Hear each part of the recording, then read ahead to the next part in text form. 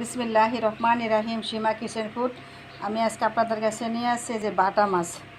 এই যে বাটা মাছ দিয়ে আমি টমেটো দিয়ে আর একটু আলু দিয়ে আমি ঝোল পাক করব। আপনারা আমার ফুল ভিডিওটা দেখুন। প্রথমে আমি বাটা মাছগুলো আমি ভেজে নিব। প্রথমে একটা কড়াইতে আমি কিছু পরিমাণে রান্নার তেল দিয়ে দিলাম মাছগুলো ভাজার জন্য। এখানে আমি বাটা মাছগুলো আমি দিয়ে দিলাম। এখানে আমার মাছগুলো ভাজা হয়ে গেছে, তাই এখানে আমি সবগুলো মাছ তুলে ফেলতে আছি।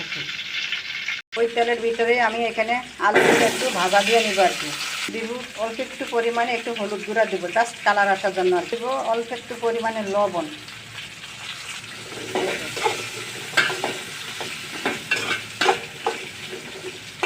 এই যে আমার আলুগুলো একটু হয়ে গেছে, তাই এখন আমি আলুগুলো তুলে ফেলবো আর কি। একে আমি সবগুলো আলু তুলে ফেলবো। ওই তেলের সঙ্গেই আরও কিছু রান্নার তেল দিয়ে দেবো কিছু পেঁয়াজ কুচি। আমার পেঁয়াজ থেকে একটু ভাজা ভাজা হয়ে গেছে।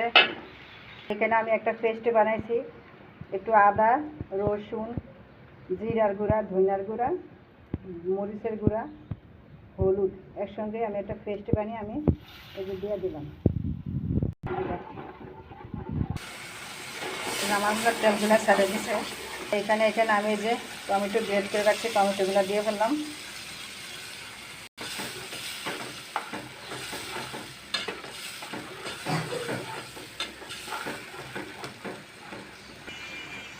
এই যে টমেটোটা মশলা কষানো হয়ে গেছে। এখন আমি এই যে ভেজে রাখা আলুগুলো দিয়ে দিলাম।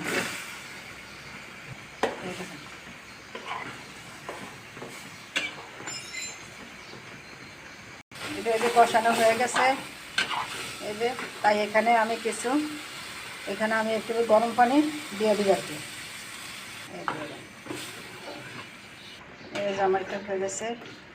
এখন আমি একে একে সবগুলো মাছ দিয়ে ফেলবো। ফেলতেছি।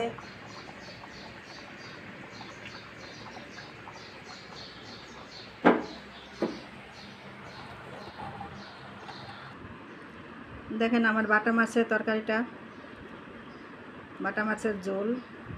দেখেন, যদি আমার ভিডিওটা যদি ভালো লেগে থাকে তাহলে আমার চ্যানেলটাকে লাইক কমেন্ট করে জানান। আপনারা আমার মতন এইভাবে রান্না করে আমাকে কমেন্ট করে জানাবেন। নতুন হয়ে থাকলে সাবস্ক্রাইব করুন। আল্লাহ হাফেজ।